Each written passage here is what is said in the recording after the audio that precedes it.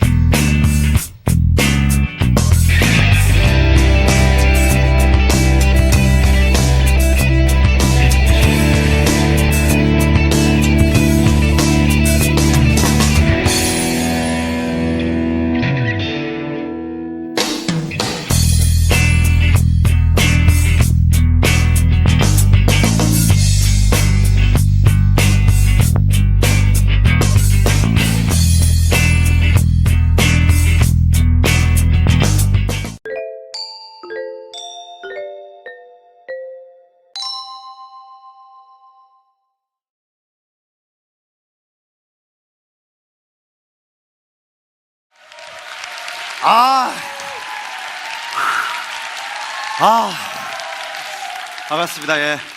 여러분의 잭스랑 황영진 개그맨 황영진입니다. 네. 저는 개그맨 겸 기자를 하고 있습니다. 일명 개기자라는 새로운 장르를 제가 개척하고 있습니다. 오늘 정말 많은 분들 오셨습니다. 예, 특히 여성분들 정말 미인분들이 많습니다. 예, 미인이시고요. 미인이시고요. 여기 랩미인이시고, 예. 여자분이시죠? 네. 아나운서 닮았습니다. 예. 전현무 씨 약간 닮았네요. 예. 오늘 저기 스타일 보니까 남자분들 스타일 좋으신 분들 많습니다. 예. 여기 남자분은 저기 미국에서 먹기 스타일이시고, 저기 예. 중국에서 먹기 스타일. 여기는 예. 괴물한테 먹기 스타일. 예. 제가 했던 이 유머 어떠셨습니까? 재밌으셨나요? 네. 일명 남을 까는 개그.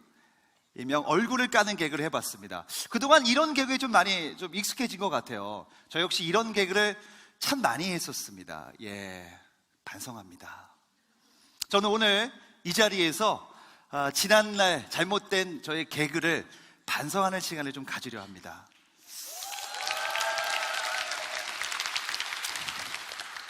무척 힘듭니다, 여러분들. 이 얼굴이라는 단어는 순수 한글인 거 아시죠? 얼이 담긴 꼴, 영혼을 담은 그릇이라는 내용입니다. 그러니까 얼굴은 되게 소중한 거예요, 여러분들. 근데 그런 얼굴을 제가 까면서 비유하면서 웃겼던 거, 정말 제가 이 개그맨이다 보니까 얼굴만 보면 막 입이 근질근질합니다. 예, 절대 이제 그런 개그는 하지 말아야겠죠. 저는 성평등하지 못한 삶을 30년간 살았습니다. 저는 남자는 강하고 여자는 약하다는 생각을 하면서 살았습니다. 그리고 저희 집은 성평등하지 못했습니다. 특히 저희 아버지는 남성 우월주의의 아이콘이자 선구자, 정말 쩔었습니다. 박수 받을 일은 아닙니다. 저희 아버지잖아요. 저희 아버지는 정말 남자가 남자다워야 남자지를 외쳤고, 그리고 저희 아버지는 정말 남자다운 생색을 많이 내셨어요.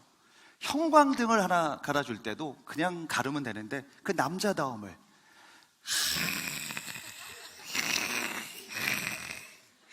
세상 밝아 보인다. 이래서 집에 남자가 있어야 돼. 1년에 한 번 설거지 할 때도 내가 남자인데 별의별 짓을 다 해본다. 마누라, 너 만나서 내가 별의별 짓을 다 해. 저희 아버지의 이 남성 우월적, 이게 제일 심한 날은 바로 월급날입니다. 월급날이 되면은 저희 아버지는 정말 남자보다 더한 게 나와요. 현관문을 이렇게 열지 않고 꼭 이쁘게 발로 여십니다. 나 오늘 월급 받았어, 조용해. 여보, 누구 때문에 이런 집에 살아? 누구 때문에 이런 의리의리한 집에 살아? 나니 조용해, 나 월급 받았어.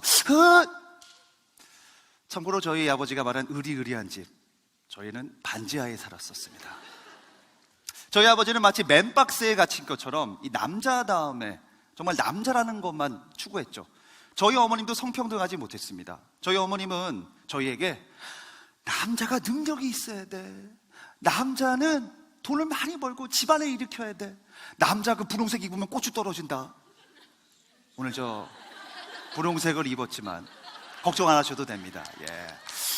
저희 아버지는 그 어머니에게 애정 표현, 사랑 표현할 때도 그 남자다움은 늘 있었어요. 예. 여보, 불 꺼봐. 여보, 누워봐. 어디 남자가 얘기하는데. 그런 모습을 고스란히 물려받은 저는 나중에 커서 여자에게 아버지의 가르침대로 해봤습니다.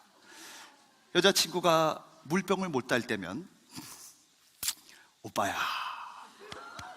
남자니까 내가 따준다. 알바? 그냥 살림만 해. 내가 벌어줄게. 이렇게 하면은 정확히 일주일 만에 깨끗이 헤어집니다. 반성합니다. 그때 여자분들에게 정말 죄송하고 반성합니다. 개그맨 생활을 할 때도 저는 정말 남성 우월적주의가 좀 있었습니다. 특히 제가 개그맨을 정말 힘들게 됐어요. 개그맨 시험을 8번 봤습니다. 8번 봐서 8번 떨어졌어요, 솔직히 말하면. 근데 합격했던 한 사람이 시험을 포기하면서 제가 정말 어렵게 개그맨이 된 겁니다. 근데 저는 이 합격을 하고 나서 이런 생각을 했어요. 아니, 얼마나 대단한 사람들에게 내가 떨어질까? 얼마나 개그를 잘하기를 한번 봤어요. 저 정도 실력으로 날 떨어뜨려? 특히 남자보다는 여자를 보면서, 야, 저것도 개그라고. 야, 저것도 개그라고, 저걸 참. 그렇게 무시했던 여자 개그 우먼은 지금의 김신영 씨입니다. 신영아, 미안하다. 내가 그때 너 개그 보고 저것도 개그냐는 생각했었다. 반성합니다. 예. 개그 코너를 짤 때도 주인공 역할은 무조건 남자가 해야 되고 여자는 남자를 받쳐주는 그런 역할이었어요. 특히 저는 뚱뚱한 여자분하고 많이 했습니다. 왜냐면 뚱뚱한 여자분들 옆에 있으면 그냥 톡 건드리면 빵 터집니다. 그냥. 예. 뭐 이렇게 와 크다 이러면 터져요. 그리고 와 저 엄마가 요리사인가 봐요. 어쩜 이렇게 밥을 맛있게 해줘서 이렇게 커졌어요. 뭐 이런 개그를 했었습니다. 예. 정말 반성합니다, 여러분들. 그렇게 뚱뚱한 여자와 얼굴을 비난하고 남을 까는 개그를 한참 하고 있던 시절에 우차사에 한 나이가 좀 지극히 드신 한 어머니 뻘 되시는 분이 저한테 와서 자기 딸이 너무 팬이라고 저한테 사인을 해달라고 하더라고요. 그래서 저는 물어봤죠. 아니, 따님이 오시지 왜 어머님이 오셨어요? 라고 하자 어머님이 그때 얼굴이 갑자기 어두워지시더니 이런 얘기를 하시더라고요. 우리 딸이 굉장히 뚱뚱하다고. 그리고 황영진 씨가 늘 방송에서 놀리던 뚱뚱한 여자고 괴물한테 먹히는 스타일이 내 딸이라고 얘기를 하더라고요. 그러면서 저를 너무 좋아하는데 제가 놀릴까봐 나중에 살을 빼고 예뻐지면 오겠다고 하더라고요. 그 얘기를 들었을 때 정말 너무 충격을 받았습니다. 저는 사람을 웃기려고 일을 했는데 제 말 때문에 상처를 받는 분이 있다는 걸 처음 느꼈어요. 그 이후로 저는 남을 비방하거나 뚱뚱한 여자를 웃기는 개그를 하지 않습니다. 그리고 메시지가 있는 개그를 만들려고 노력했어요. 근데 쉬운 일은 아니었습니다. 정말 많은 아이디어를 냈지만 한 1년 동안 방송을 못할 정도로 굉장히 힘든 일이었어요. 그리고 탄생한 개그가 바로 홍하녀라는 코너입니다. 이 코너는 집주인이 하녀에게 성희롱을 하는 코너예요. 성희롱을 하면 이 하녀가 집주인에게 복수하는 코너입니다. 그러니까 전형적인 우월적 질이 유용한 직장의 성희롱을 담은 코너죠. 메시지가 있기 때문에 이 코너는 반응이 좋았고 저는 그해 코미디 부분 최우수상을 받습니다, 여러분들. 메시지가 있으니까 네, 상을 받더라고요. 그리고 저는 한국양성평등교육진흥원에서 1년 4번의 시험을 통과해야 하는 그 어려운 시험을 통과해서 개그맨 최초, 연예인 최초 성희롱 예방 강사도 되었습니다. 처음에 이제 제가 성희롱 예방 강사를 한다고 했을 때 많은 그 사람들이 이상하게 봅니다. 특히 개그맨 동료들이 많이 좀 놀렸어요. 야, 성희롱 하는 거 알려주는 거야? 야, 네가 했던 개그 중에 제일 웃긴 게 바로 성희롱 예방 강사야. 와, 진짜 웃기다. 이렇게 뭐 조롱거리가 됐었죠. 근데 저는 성희롱 예방 강사가 된 이유가 분명히 있습니다. 전 성희롱 피해자였거든요. 신인 시절에 저는 여자 동기하고 밥을 먹고 방송국에 갔는데 한 선배가 이런 얘기를 하더라고요. 야, 영진아, 너 밥 먹고 또 얘랑 뭐 했지? 너 얘한테 10달 동안 밥 줬지? 했잖아. 귀 만져보면 알아. 했네. 처음으로 느꼈던 성적 수치심과 굴욕감이었습니다. 그리고 개그를 하면서 선배들이 제 엉덩이를 만지고 제 몸을 터치했을 때 정말 놀라웠던 게 그렇게 밝았던 제가 그런 상황이 되니까 아무 말도 할 수 없더라고요. 그리고 더 놀라운 사실은 주변의 동료들이 저를 걱정하긴커녕 오히려 재밌다, 웃기다, 야, 재밌겠다 이런 식의 반응이었습니다. 그래서 저는 나중에 제가 선배가 된다면 이 개그맨 문화를 꼭 바꿀 거라는 생각을 했고 선배가 되고 나서 이 개그맨 문화를 바꾸기 시작합니다. 제일 먼저 개그맨 회식. 이 개그맨 회식은 정말 수위가 엄청 높습니다. 정말 한마디로 표현하자면 난장판이라는 표현을 쓰고 싶어요. 어떤 사람이 위에 옷을 벗으면 더 하려고 바지를 벗고 더한 것도 벗고 그리고 수위가 점점점 올라가죠.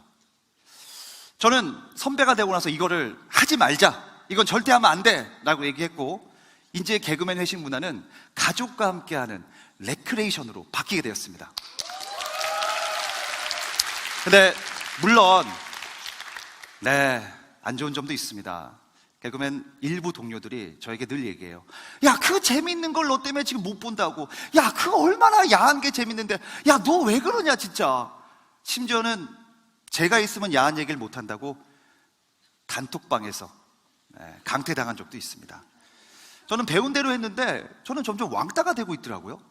그리고 프로그램에서 성평등하지 못한 얘기를 하길래 제가 그거 젠더의식이 없어요라고 해서 그 프로그램에서 불편해진 적도 있고, 그리고 송년회 회사 행사에서 제가 사장님이 야한 얘기 하길래 사장님 그거 성희롱이에요 행사에서 잘린 적도 있습니다. 너무 나섰나 봐요. 근데 제가 이런 힘든 일을 하는 이유는 작은 성과가 있기 때문에 그렇습니다. 후배들이 저에게 와서 개그맨 회식할 때 야한 걸 안 해서 좋다고 얘기를 하고요. 프로그램에서는 작가님들이 저에게 영진 씨 있으니까 이상한 얘기 안 해요. 그리고 송년회 회사에서는 이제 건전한 행사로 바뀌고 있습니다. 저는 얼마 전에 남자가 앞장서서 남녀 평등을 외치는 성평등 보이스에 가입을 했습니다. 이 성평등 보이스를 하면 할수록 많은 그 여자분들에게 박수를 받고요, 많은 남자분들에게 욕을 먹습니다. 어떤 분은 저에게 직접 전화를 걸어서 너 때문에 너가 여자 편에서 갖고 뭐 하는 거냐고, 야 네가 남자 망신 다 시킨다고 얘기를 합니다. 근데 세상은 변하지 않는 것 같습니다. 정말 힘든 일이에요. 성평등이라는 거 무척 어렵고 외롭고 힘든 일입니다. 세상이 조금씩 변해가는 것 같아요. 내가 바뀌면 세상도 변한다고 생각합니다. 나 하나쯤이야가 아니라 나 하나라도 바뀐다면 세상은 바뀔 것 같습니다.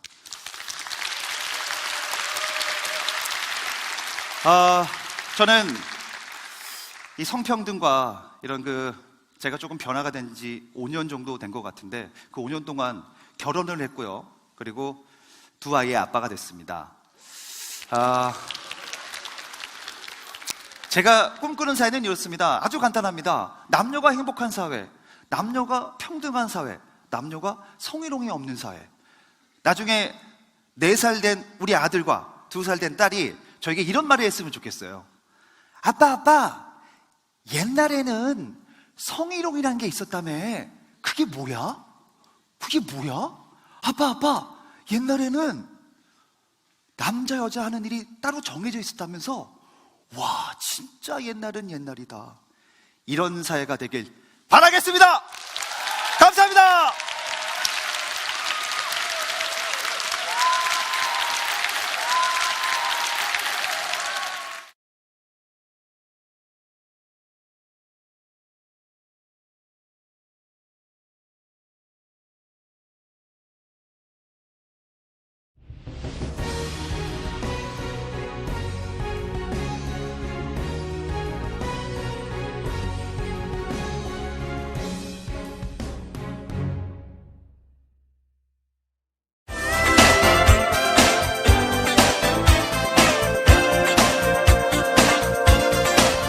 안녕하세요.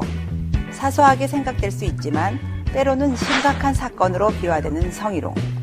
조직에서 성희롱이 발생했을 때 어떤 결과를 가져오는지, 왜 예방해야 하는지 사례를 통해 살펴봅시다.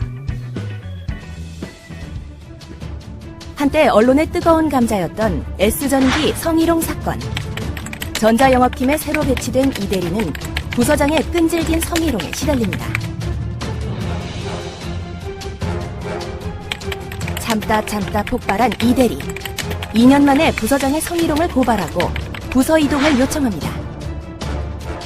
그래도 회사를 그만둘 순 없었어요. 2년 동안 이악 물고 참았죠.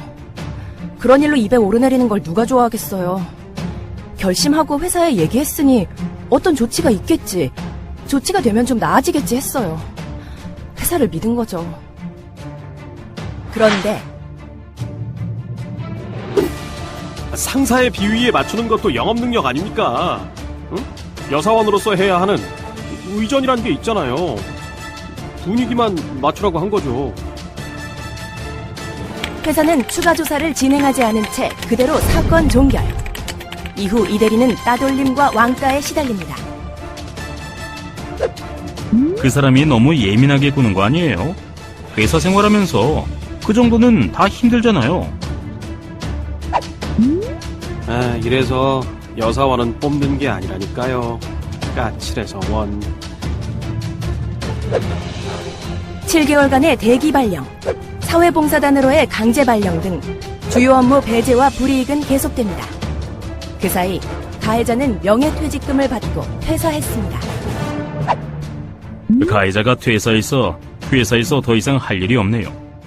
처음부터 잘 알아서 처리했으면 좋았겠지만 있을 수 있는 사소한 일이라고만 생각했습니다.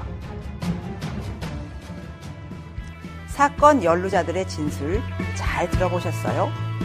아직도 이런 일이 발생할까 싶지만 여전히 우리 일터에서 수시로 발생하는 일입니다. 여러분이 성희롱 피해자라면 어떻게 하시겠습니까? 2015년 성희롱 실태조사 결과에 따르면 직장 여성 10명 중 1명이 한 번 이상 성희롱 피해를 본 적이 있다. 그중 78.5%는 참고 넘어갔다고 응답했습니다. 그 이유에 대해서는 문제를 제기해도 해결될 것 같지 않아서가 1위, 큰 문제라고 생각하지 않아서가 2위였습니다. 여성이 직장 생활을 하면서 이 정도는 감수해야 한다는 남성 중심의 조직 문화를 잘 보여주는 지표입니다. 성희롱이란 운 없는 개인에게 발생하는 특정 사건이 아닙니다. 누군가를 성적 대상으로 삼는 것에 무관심한 조직 문화에서 발생하죠. 사건이 발생했을 때 이에 대처하는 예방 절차의 필요성을 모르는 조직에서 문제는 더 확산되고 심화됩니다. 앞선 사례를 봐도 피해자와 가해자 모두 성희롱 사건에 얽혀 일자리를 잃고 싶진 않았을 겁니다. 회사 역시 직원 간의 갈등, 인력 손실, 조직 문화의 퇴보와 같은 결과를 원치는 않았겠죠. 성희롱을 예방하거나 사건이 커지기 전에 회사가 적절한 대처를 했다면 얼마나 좋았을까요? 아마 모두 함께 성실하게 일하고 일 속에서 보람을 찾는 평범한 일상을 살았을 겁니다. 이것이 우리가 성희롱 예방 교육을 실시하고 성희롱 없는 조직 문화를 만들기 위해 노력해야 하는 이유입니다.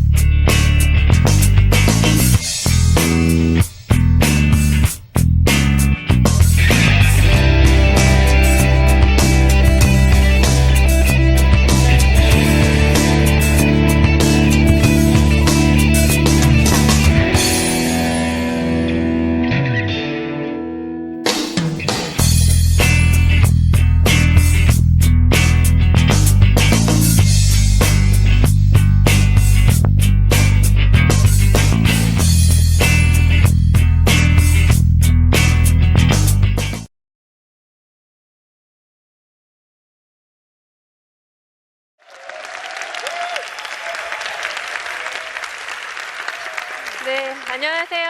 안녕하세요. 안녕하세요. 안녕하세요. 반갑습니다. 오늘 저희 주제는 우리를 변화시키는 진정한 힘은 무엇일까요? 라는 주제로 여기 다시 섰습니다. 제가 어릴 때 살던 집이 하나 있었는데요. 거기가 이렇게 파란색 대문으로 된 집이었었어요.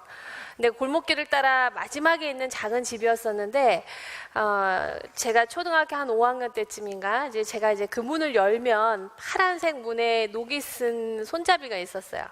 그래서 그 손을 코에 가져다 대면 약간 녹이 쓴 냄새도 나고 소리도 끽 하면서 문이 열렸는데, 그 집을 따라 이렇게 쭉 걸어가면 왼쪽엔 주인집이 있었고, 저희는 월세를 살았는데 오른쪽 끝으로 들어가면 저희 집이 있었어요. 그날은 굉장히 추웠었는데요. 그날 저녁에 제가 연탄을 확인하고 방에 누워 있었고, 저희 아버지, 그리고 또 새어머니, 저희 오빠 이렇게 4식구가 집에 잘 준비를 하고 있었습니다. 그때 저희 아버지께서 지갑을 확인하시고 나서 지갑에 돈이 빈다고, 10,000원짜리 한 장이 빈다고 이것을 받냐고 저한테 물어보셨어요. 그래서 저는 보지 못했다라고 말을 했고, 가져갔냐라고 또 물어보셔서 가져가지 않았다라고 얘기를 했습니다. 근데 그 얘기를 하면서 맞을 것을 알고 있었어요. 믿지 않으실 걸 알고 있었거든요. 그리고 저는 그 길로 끌려 나갔고, 저희 그 연탄 앙후기 옆에 그 연탄을 이렇게 들어 올리는 쇠꼬챙이가 있었는데 그걸로 밤 늦게까지 맞았어요. 그래서 왼쪽 팔을 이쪽 팔을 계속 맞고, 이제 밤에 누웠는데 저희 아버지께서 제 아픈 팔을 이렇게 어루만지시면서 눈물을 흘리는 걸 제가 봤어요. 그런데 제가 이렇게 실눈을 뜨고 아버지를 봤지만 눈을 뜨거나 아버지한테 어떤 말도 하지 않았습니다. 그 다음날 아침 메뉴가 김치찌개였었어요. 아주 정확하게 기억이 나요. 왜냐하면 저희 아버지께서 식사를 할 때 저한테 물어보셨어요. 어제 맞은 데 괜찮냐고. 근데 제가 괜찮다라고 대답은 했죠. 그런데 전혀 괜찮지 않았죠. 몸이라는 그 몸의 상처는 사실 시간이 지나면 웬만큼 많이 아물잖아요. 그런데 저는 그 후로 수십 년 동안 이 마음의 상처가 전혀 아물질 않았습니다. 오히려 더 썩어가고 골마가고, 그것이 제 자신에 대한 어떤 열등감과 수치심으로 굉장한 오랜 시간을 보냈죠. 저는 지금 현재 그 후로 한 30년 이상의 시간이 지났고, 중학교 2학년 아들을 둔 엄마이자, 그리고 현재 사회적으로는 또 사람들의 갈등을 중재하고 어떻게 하면 좀 더 평화롭고 행복한 관계, 소통을 통한 관계를 좀 맺어갈 수 있을까를 안내하는 그런 일을 하는 사람으로서 여기 설 수 있었죠. 제가 어릴 때부터 궁금했었던 거는 그런 거예요. 왜 우리는 서로 사랑하는 사람들끼리 갑자기 폭력적으로 변하기도 하고, 그리고 특히 가족 간의 관계에 있어서 사랑을 주고받아야 되는 관계인데도 불구하고 왜 때리고, 왜 욕을 하고, 왜 걷어차고, 서로 조롱하고 비난하고 이렇게 지낼까? 그게 굉장히 궁금했습니다. 특히 저희 아버지 같은 경우에는 굉장히 자상한 아버지셨어요. 너무나 자상했었기 때문에 저희 부모님이 이혼하시고 그렇게 갑자기 폭력적으로 변하신 아버지를 저는 어렸지만 굉장히 혼란스러웠고 사실 감당이 잘 안 됐습니다. 그래서 저는 이런 생각들을 해봤어요. 사람들은 어떤 살면서 힘든 상황들을 맞이하면 굉장히 폭력적이 되는구나. 이혼을 하거나 누군가 갑자기 죽거나 혹은 실직을 하거나, 어른이지만, 저도 지금 어른이지만 때로는 감당하기 힘든 일들을 많이 겪게 되는데, 이런 일들을 겪으면 누구나 폭력적이 될 수 있구나, 혹은 되는구나 이렇게 생각했습니다. 그런데 이렇게 사람들을 가만히 관찰해보고 대화 교육을 해보고 정말 저는 직업상 많은 사람들을 만나고 있는데 그렇지 않은 사람들이 너무 많은 거예요. 굉장히 고통스럽고 힘든 상황이고, 제가 생각할 때 저 사람 충분히 지금 화를 내고 저 사람들한테 막 짜증을 내고 화를 퍼부어도 될 것 같은데 그렇지 않은 사람들이 있다라는 거죠. 그래서 굉장히 궁금했습니다. 그러면 도대체 우리가 관계에 있어서 서로에게 향하는 폭력적인 힘들은 왜 생기고 어떤 방식으로 표현이 되고 있을까? 여기에 대한 궁금한 마음이 좀 생겼던 것 같아요. 이 그림을 보시면은 여기에 보면 두 사람이 마주보고 있죠. 그리고 두 사람의 머릿속에서 어떤 해석, 자동적인 어떤 생각들을 주고받고 있습니다. 예를 들어서 한 덕수라는 아이가 있었다고 해보겠습니다. 이 덕수의 나이는 10살입니다. 10살 남자아이예요. 엄마가 덕수한테 얘기했어요. 덕수야, 일주일에 한 3번 정도만, 많이도 아니야, 일주일에 3번 정도만, 다른 데도 아니고 네 방만 좀 청소해라. 엄마한테는 굉장히 간단한 이슈였었고요. 충분히 할 수 있을 거라고 믿었습니다. 근데 여러분, 10살짜리 남자아이가 일주일에 방 3번 청소하는 거 가능할까요? 가능하지 않을까요? 아들을 키워보신 분들은 이게 절대 가능하지 않다는 걸 압니다. 그래서 엄마는 처음에 좋은 엄마가 되기로 했으니까 바로 한 번에 화를 내진 않아요. 좀 참죠. 아이가 하겠지 하고 기다립니다. 자, 아이가 할까요, 안 할까요? 안 하죠. 우리 덕수는 하지 않습니다. 자, 이제 두 번째 됐습니다. 엄마가 슬슬 마음이 짜증이 나기 시작하고 못마땅해지기 시작하지만 엄마가 다시 참습니다. 꾹 참으면서 좋은 엄마가 되려고 노력하죠. 자, 엄마가 이 사건을 계속 보다 보면 마음이 어떻게 될까요? 이제 화가 나기 시작합니다. 그래서 덕수를 불러서 이제 엄마는 얘기를 하죠. 너 일로 와봐. 너 엄마가 분명히 방청소하라 그랬는데 왜 안 했어? 이렇게 판단으로 이야기를 아마 하게 될 겁니다. 그 다음에 이렇게 이야기를 한다면 덕수가 얌전해지면서 뭔가 잘못한 표정을 지어야 되는데 덕수가 그럴까요, 안 그럴까요? 안 그렇죠. 여러분이 안 그러셨던 것처럼 덕수도 그러지 않습니다. 그러니까 엄마는 점점 화가 나기 시작해서 이제 비난을 합니다. 너 커서 모델라고 벌써부터 엄마 말을 이렇게 안 듣니? 그런 다음에 어떻게 하죠? 강요를 하죠. 너 당장 네 방 들어가서 지금 네 방 청소하고 나와. 그 다음에 협박도 합니다. 용돈 안 줄 줄 알아. 그런 다음에 조롱도 하죠. 너가 엄마 말 안 듣니까 그 꼬라진 거야. 그런 다음에 이제 우리 대한민국에서 빠지면 재미없는 비교가 있습니다. 야, 내가 이 말까지는 안 하려고 그랬는데 네 친구 석호 좀 봐봐. 걘 방청소만 잘하는 게 아니야. 걘 공부도 잘해. 내가 지금 너한테 공부를 잘하라 그래서 방청소만 제대로 하라고. 그런 다음에 마땅시합니다. 야, 학생이 지 방 정리 정돈 하는 거 그거 당연한 거 아니야? 내가 너한테 설거지를 하라 그랬니? 빨래를 하라 그랬니? 네 방만 정리하라고 이렇게 얘기합니다. 자, 여기 여러분들 중에 어머니들도 계실 텐데요. 저도 사춘기 중2 아들이 있습니다. 그 아이들이 자는 모습을 보면서 엄마라면 한 번쯤 알 수 없는 죄책감, 짠한 그 마음을 느껴보셨을 거예요. 근데 그 다음날 되면 똑같죠. 그래서 마지막으로 우리는 책임을 회피합니다. 야, 엄마 좀 화나게 하지 마. 너만 똑바로 했어봐. 엄마가 이렇게 얘기하나. 이런 대화를 듣고 자란 우리가 한 사회에 와서 조직에 들어오고 과장이 되고 차장이 되고 직장 생활을 할 때 과연 아랫사람들과 좀 더 수평적이고 조화롭고 서로가 편안한 대화를 할 수 있을까요? 제가 만나는 많은 기업의 또 조직의 사람들의 경우에는요, 이게 굉장히 가능하지 않았습니다. 그래서 어떻게 하면 우리가 좀 더 서로의 마음을 주고받고 평화롭고 상호 존중에 기반된 대화를 할 수 있을까? 이게 굉장히 궁금했었어요. 그리고 저는 우리의 폭력적인 생각 중에 하나가 바로 당신은 지금 뭔가 잘못됐고 나는 다 옳고 그러니까 당신만 변하면 된다. 현재 당신은 옳은 나에게 틀린 당신이 대항하고 있다라는 이 생각이 우리로 하여금 화를 불러일으키게 하고 폭력을 저지르게 한다는 생각을 하게 됐어요. 그리고 다음을 한번 이제 보시면은요, 이 그림은 조금 달라진 그림이 있습니다. 가운데 보면 이제 하트가 있죠. 저희가 초등학교 고학년 때 한 친구가 저를 굉장히 놀렸어요. 근데 놀릴 때 뭐라고 놀렸냐면 너는 엄마도 없지? 라고 이렇게 놀렸습니다. 근데 제가 다른 거는 다 할 말이 있었는데 그 말만 하면 할 말이 없는 거예요.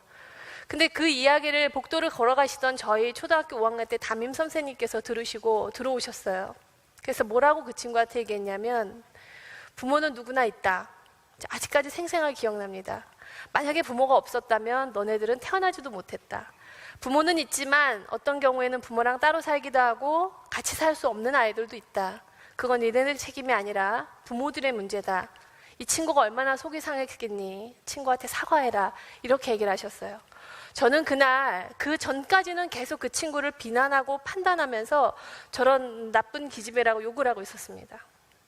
그런데 그 선생님의 이야기를 들으면서 제가 알 수 있었던 건 맞아, 저게 내가 하고 싶었던 얘기야 라는 걸 좀 알 수 있었어요. 저는 진짜 그 친구한테 하고 싶었던 제 얘기는 그 친구를 욕하고 비난하는 것이 아니라 그래, 우리 엄마 아빠랑 따로 살고 있고 그게 나한테 굉장히 큰 고통이고 어려움이지만 그게 나한테 네가 하는 말을 내가 들을 때 나한테 얼마나 그게 힘든 일인지 네가 좀 이해해 줬으면 좋겠다. 그리고 그렇게 말하지 않아 줬으면 좋겠다. 그리고 가능하다면 나한테 사과해 줬으면 좋겠다. 이 말을 저는 그 친구한테 하고 싶었던 건데 그 말이 떠오르지 않았습니다. 그래서 만약에 한번 생각을 바꿔봤어요. 덕수 엄마가 덕수한테 말하기를 이런 방식으로 말을 했다면 덕수와 덕수 엄마의 관계는 어떻게 됐을까를 한번 생각해 봅니다.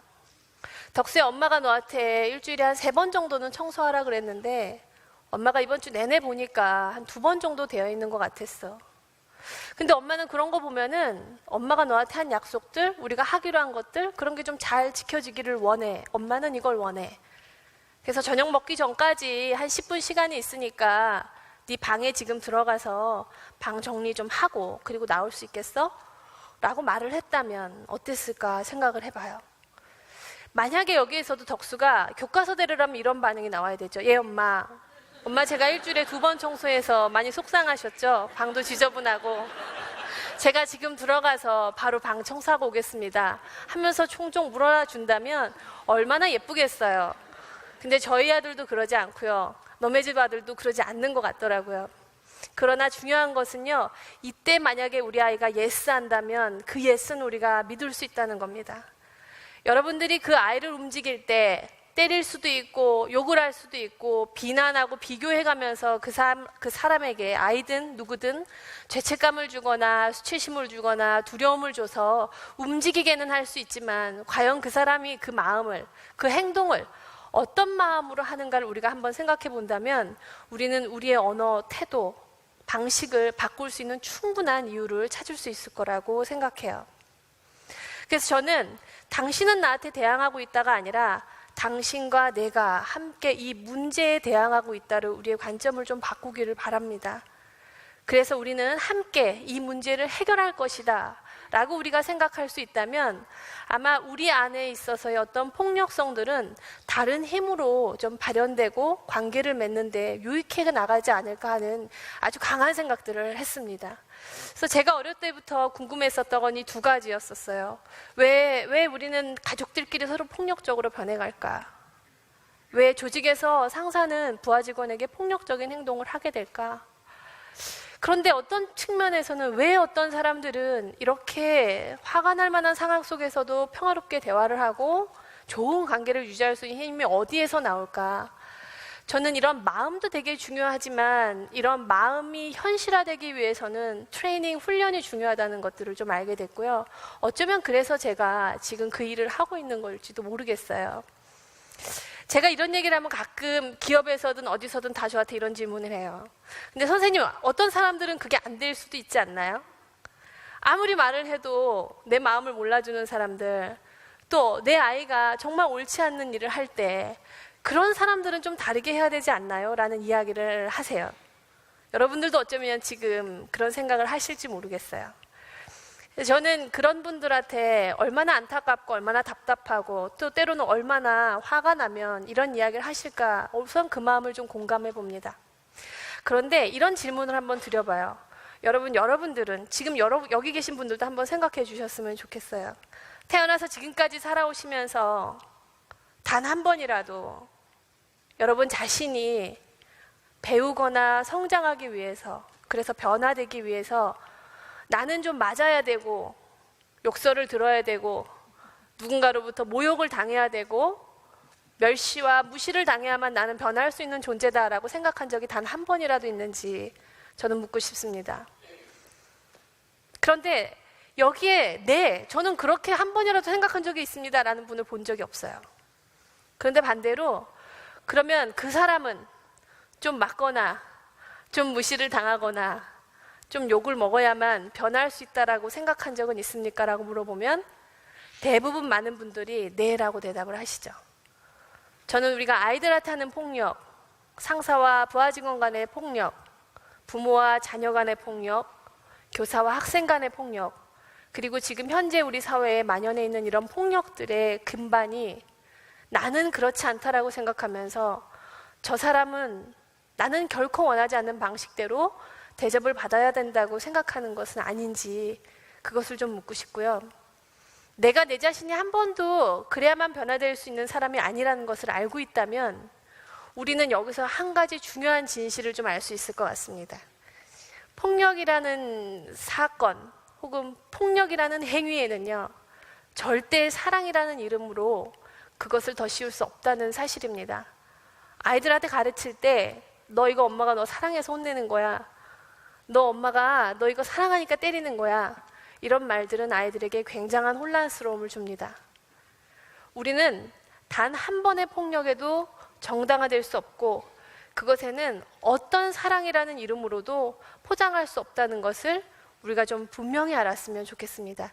그럴 수 있을 때에만 어떻게 하면 저 사람과 내가 서로 비난하지 않으면서 서로가 원하는 것들을 대화를 통해 이루어 나갈 수 있을까? 그쪽으로 우리의 관점을 돌릴 수 있기 때문이죠. 우리가 서로를 존중한다는 의식, 결국 대화라는 것은 서로를 존중하는 만큼 내가 갖고 있는 나의 의식 체계가 말로써 나오는 거라고 생각되기 때문에 오늘 이 자리를 통해서 우리를 진정으로 변화시킬 수 있는 힘은 오로지 사랑과 서로에 대한 존중이 두 가지라는 말씀을 드리고 물러날까 합니다. 잘 들어주셔서 감사합니다.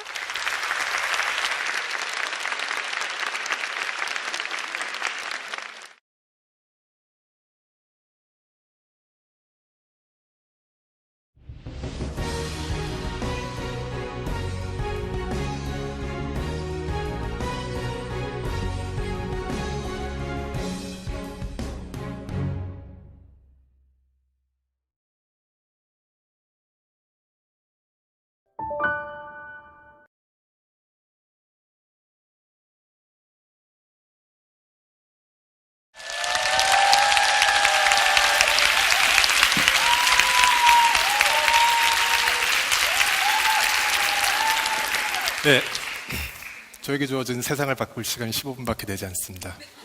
할 말이 많아서 바로 시작할게요. 역차별. 어떻게 생각하세요? 남자가 받는 역차별이라는 게 존재한다고 생각하십니까? 대학생들에게 물어봤습니다. 페미니즘 활동은 대학 생활에 어떤 부정적 영향을 미친다고 생각하는가? 그랬더니 68%가 바로 역차별을 언급했고요. 18%는 여성들의 피해의식만을 강조한다. 이것도 결국 역차별을 이야기하는 거예요. 그리고 4%는 여성 우월주의다. 네. 이것도 역차별을 말하는 거죠. 도합하면 무려 90%가 역차별을 염두에 두고 있는 대답을 했습니다. 인터넷 게시판마다 역차별로 소하는 남성들의 글이 넘쳐나요. 저는 남성들이 말하는 이 역차별, 대체 뭘 보고 뭘 생각하고 있는지 한번 들여다보고 싶다는 생각이 들었습니다. 그래서 들여다볼게요. 이런 것들입니다. 아주 전형적으로 자주 언급되는 사례들이에요. 남성만 군대에 간다. 남성의 위험노동을 전담한다. 데이트 비용을 낸다. 가정을 부양한다.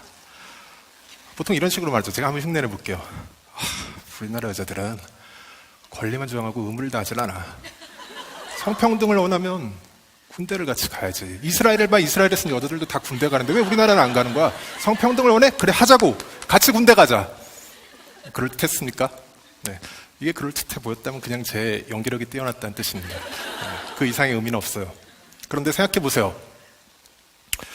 이런 것들, 남성이 군대에 가고 남성이 위험노동을 전담하고 데이트 비용을 내고 가정을 부양하는 관습들을 만든 건 여자들이 아닙니다. 남자들이에요. 이를테면 대표적으로 남자만 군대에 가는 법을 만든 것은 남자들이었습니다. 왜 이런 법을 만들었을까요? 아주 오랜 시간 동안 여자들은 그런 일을 할 능력이 없다고 남자들이 여겨왔기 때문입니다. 즉, 선행된 성차별이 존재했기 때문에 남자들이 역차별이라고 인식하는 어떤 현상이 나타난 거예요. 이 역차별이란 단어를 차별 비용으로 바꿔보면 훨씬 더 선명해집니다. 남자만 군대에 가고 남자가 위험노동을 전담하는 그런 관습은 아주 오랫동안 여성에게 남자들이 연약함을 강요해 왔기 때문에 나타났어요. 그리고 남자가 데이트 비용을 내고 가정을 부양하는 관습은 남자들이 아주 오랫동안 여성에게 경제적 불이익을 강요했기 때문에 나타났습니다. 여성이 자기 능력 이상을 할 수 없고 한계가 주어지고 편견이 주어지는 사회는 그 자체로 사회적 후생이 매우 크게 줄어들어요. 그럼 인류는 그 문제를 어떻게 해결했을까요? 바로 남자들이 추가적인 일을 하고 의무를 부담하는 형태로 그것을 해결했던 겁니다. 이것이 바로 남자들이 역차별이라고 인식하는 것의 실체, 차별 비용이에요. 남자들이 매우 좋아한다고 말하지만 사실은 역사적으로 아주 오랫동안 어마어마한 차별 비용을 치러왔던 사례가 바로 이 일부 다처제입니다. 일부 다처제 사회는 예외 없이 늘 언제나 항상 지금까지 연구된 바로 가부장제 사회에서만 나타났어요. 가부장제 사회는 어떤 곳이냐? 남성이 사회적 자원과 경제적 자원을 독식하는 곳입니다. 이런 사회에서는 여성은 경제적 자립이 불가능해요. 남성이 가진 경제적 자원에 의존하는 관계를 맺을 수밖에 없습니다. 때로는 아주 많은 경제적 자원을 가진 남성과 여러 명의 여성이 거기에 의존하는 현상이 발생하기도 했어요. 그게 바로 일부 다처제가 탄생한 배경입니다. 그럼 여기서 남자들이 치른 비용은 뭘까요? 전형적인 일부 다처제를 나타낸 그림이에요. 남성 1명이 여성 5명, 아내 5명을 거느립니다. 뭔가 이상하지 않으세요? 이 그림에서 남자 4명은 어디로 간 거죠? 일부 다처제가 좋다는 남자들은 이 질문을 하지 않아요. 자기가 당연히 저 1명이 될 거라고 믿습니다. 제가 여기서 확실히 말씀드릴게요. 만약 우리 사회가 일부 다처제 사회였다면 여기 계신 남성 5명 중 4명은 저 그림에 못 들어갑니다. 네. 너무 당연한데 다들 그걸 모르더라고요. 여기 계신 남성들은 일부 다처제를 잃어버린 게 아니에요. 일부 일처제의 보호를 받는 중입니다.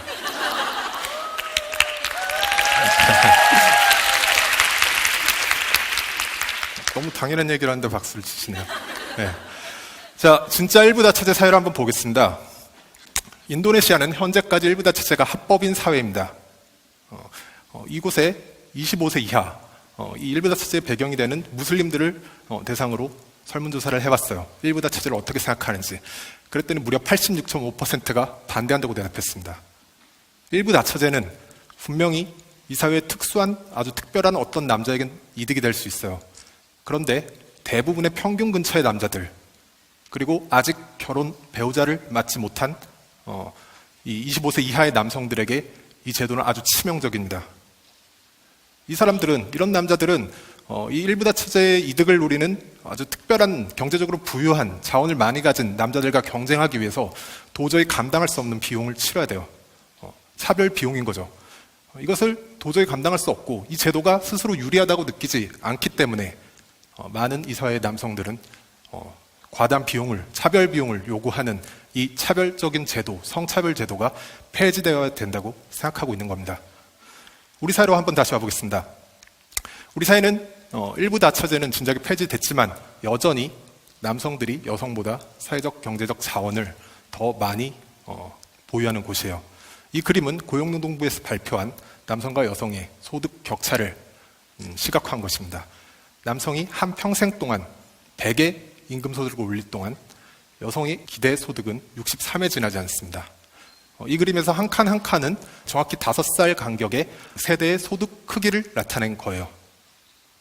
자, 이렇게 경제적인 비대칭이 존재하기 때문에 이것이 문화적인 비대칭한 문화로 옮겨왔어요. 관습으로. 남성이 더 많은 돈을 버는 만큼 더 많은 비용을 지불하도록. 남성이 당연히 돈을 더 많이 버니까 데이트할 때도 좀 더 많은 돈을 내고 그리고 결혼해서도 가정을 좀 더 부양하고 이런 관습들이 아주 오랫동안 지속된 이 경제적 차별로 인해서 나타난 문화들입니다. 그렇다면 왜 젊은 남성들은 역차별을 말하고 있는 걸까요? 단지 멍청해서는 아니에요. 근거는 분명히 있습니다. 자, 이 그림에서 30세 이하만을 볼게요. 여러분들이 지금 보고 있는 것은 30세 이하 남성들의 눈에 비친 세상, 시야라고 말할 수 있어요. 그들이 보기에는 크게 차이가 나지 않는 것 같아요. 권리 영역이. 버는 돈에서 크게 차이가 나지 않습니다. 이들이 보지 못하는 것은 무엇이냐면 성차별적인 제도, 성차별의 위력은 남성이 기성세대에 진입하고 기득권에 진입하는 30세 이후부터 어마어마하게 가속되고 격차가 벌어진다는 거예요. 이들은 이걸 경험하지 못했어요. 경험하지 못했기 때문에 자기 경험 범위에서는 분명히 버는 돈 크게 차이가 안 나는데 남자만 군대에 가고 똑같이 돈 벌면서 데이트 비용은 남자가 더 내는 것 같고 뭔가 이런 의무만 더 있는 것 같다는 생각을 하는 겁니다. 이들이 모르는 것은 문화라는 것은 평균적으로 형성된다는 겁니다. 평균적으로 남성이 더 많은 이득을 보고 그런 사회에서는 평균적으로 모든 남성들이 남성의 역할을 요구받아요. 30세 이하는 깍두기니까 빼주자. 문화는 그런 식으로 형성되지 않습니다. 이것은 사회의 차별적인 구조 때문에 나타난 현상인데 남성들은 사회 구조가 아니라 여성을 탓하기 굉장히 쉬워요. 왜냐하면 사회 구조는 눈에 보이지 않는데 여자는 눈앞에 보이거든요. 자, 2000년대 이후에 나온 모든 혐오 표현들은 젊은 남성들이 인식하는 역차별에 대한 인식과 아주 관련이 깊습니다. 2005년에 탄생한 된장녀, 자기 손으로는 한 푼도 벌지 않으면서 남자에게 빌부터 사치를 하는 여자, 보스라치, 데이트 비용 부담 여부를 남성성의 판단 기준으로 삼는 여자, 그리고 최근에 김치녀라는 단어가 나타났습니다. 남자를 돈으로 보는 여자. 이 세 단어는 사실 한 가지 뜻을 담고 있는 단어입니다. 그냥 같은 단어예요. 남성에게 경제적으로 의존하는 여성을 공격하는 표현입니다. 그리고 출처는 나무위키예요. 나무위키에서 혐오 표현이 이런 뜻이라면 그건 아주 신뢰할 만합니다. 왜냐하면 나무위키에서 그렇게 말했으니까요. 이 중 김치녀라는 단어를 좀 더 깊숙이 들여다볼게요. 한 신문사에서 김치녀라는 단어를 들으면 어떤 단어가 추가적으로 연상됩니까? 라고 설문조사를 해봤어요, 시민들에게. 그랬더니 매우 흥미로운 결과가 나왔습니다. 시민들이 내놓은 단어들이 정확히 두 갈래로 갈렸어요. 한쪽은 여성의 경제적 성향을 나타내는 표현들이었고, 다른 한쪽은 여성의 외모를 나타내는 표현들이었습니다. 그 중에 가장 많이 중복된 단어들이 이거예요. 경제적 성향에 관해서는 허영, 명품백, 데이트 비용 같은 단어들이 많이 나왔고요. 그리고 여성의 외모에 관해서는 성형, 몸매, 어장관리 같은 단어들이 많이 나왔습니다. 이것은 김치녀를 입에 담는 사람들의 머릿속의 지도라고 말할 수 있어요. 즉, 김치녀라는 표현을 쓸 때 그는 이 두 가지를 생각하고 있는 겁니다. 예쁜 여자, 그리고 그런 여자를 만나려면 돈이 든다. 즉, 여성의 외모와 남성의 경제력 사이의 일종의 거래관계, 대가관계가 성립한다고 생각하고 있는 거예요. 즉, 이 김치녀라는 표현은 단순히 남성에게 경제적으로 의존한 여성을 공격하는 표현이 아니에요. 훨씬 더 중요한 사실 한 가지를 은폐하고 있습니다. 바로 많은 남성들이 여성의 외모에 대해 극단적으로 편향된 선호를 가지고 있다는 사실을 은폐하고 있어요. 아주 많은 남성들이, 네, 맞습니다. 아주 많은 남성들이 아주 그냥 여성의 외모라는 아주 단순한 기준을 가지고 그 여성을 선호하고, 그러면서 그런 여성을 만나려면 경제적 능력이 필요하고 대가를 지불해야 된다고 느끼고 그걸 불공평하다고 생각하는 겁니다. 제가 젊은 남성들과 굉장히 많은 대화를 시도하고 대화를 하면서 아주 흥미로운 사실 하나를 발견했어요. 네. 학생들에게 물어봅니다. 너희 학교에서는 남학생들이 여학생들 밥값을 다 내니? 당연히 아니라고 대답해요. 직장인들에게도 물어봐요. 그쪽 회사에서는 남자 직원들이 여자 직원들 밥값을 다 내고 있습니까? 아니라고 대답해요. 그럼 이런 문제는 언제 일어날까요? 데이트할 때, 소개팅할 때, 미팅할 때 발생합니다. 어떤 순간이죠? 남성들이 여성의 외모에 대한 특정한 선호를 나타내는 순간이에요.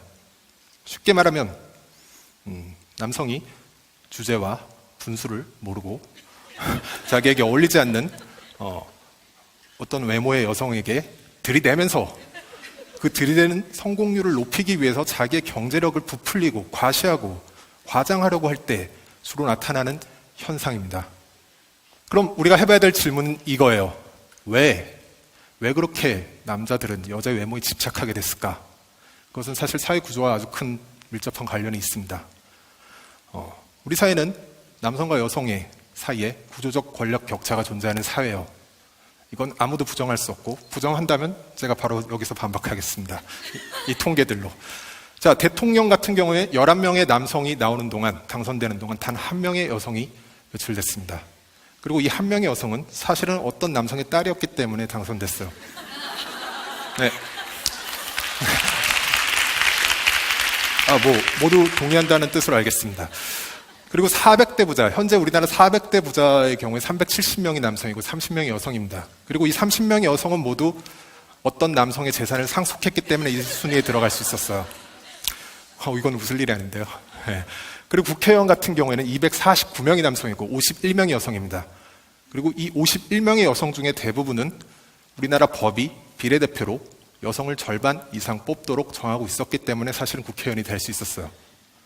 많이 개선되었다고는 해도 사실은 우리 사회에서 여성은 사회적 자원, 경제적 자원, 권력을 취득하는 데 있어서 남성에 비해 구조적 불이익을 받고 있습니다. 그건 분명히 사실이에요. 이런 사회에서 남성이 가진 여러 가지 자질들은 사회적 자원과 권력을 얻는 데 매우 도움이 됩니다. 지적 능력, 재산, 인간관계와 성격, 그 모든 것들이 아주 유리한 자질들이고 그래서 그 자질들은 여성이 느끼는 매력이 되었습니다. 성공의 지표거든요. 반면에 여성이 이 모든 자질들을 가지고 있어도 성공하는 데 있어서 사회적 자원과 권력을 얻는 데 있어서 남성보다 치명적으로 불리한 어떤 구조적 장벽이 존재해요. 그렇다면 남성들 입장에서는 그런 것에 매력을 느낄 이유가 없어요, 사실. 그걸 가지고 있어도 그게 성공의 지표가 아니거든요. 어떤 남성들은 이거를 여성들이 이런 자질들을 가지고 있는 것을 낭비라고 생각합니다. 그럼 그 모든 자질들을 빼고 나면 남는 건 뭐죠? 네, 외모, 몸입니다. 이게 바로 남성들이 여성의 외모에 집착하는 이유예요. 우리가 매력이라고 말하는 기준들, 순수하게 생물학적이라고 생각하는 것들조차 사실은 아주 오랜 시간에 걸쳐서 사회적으로 구성된 것입니다. 이 여성에 대한 극단적으로 어떤 편향된 선호가, 여성의 외모에 대한 편향된 선호가 존재하는 사회는 예외 없이 성차별적인 사회입니다. 그건 사실 그 사회가 여성에게 외모 이상을 크게 기대하지 않는다는 뜻이에요. 그런데 세상에 공짜가 없어요. 여성이 자기 외모 이상의 역할을 할 수 없는 곳은 구멍이 뚫린 셈이에요. 그 구멍은 누가 메워야 할까요? 남자들이 메워왔던 겁니다, 지금까지. 어떤 사람들은 이걸 역차별이라고 표현하는데 제가 아무리 생각해봐도 여기 훨씬 더 어울리는 이름은 차별 비용입니다.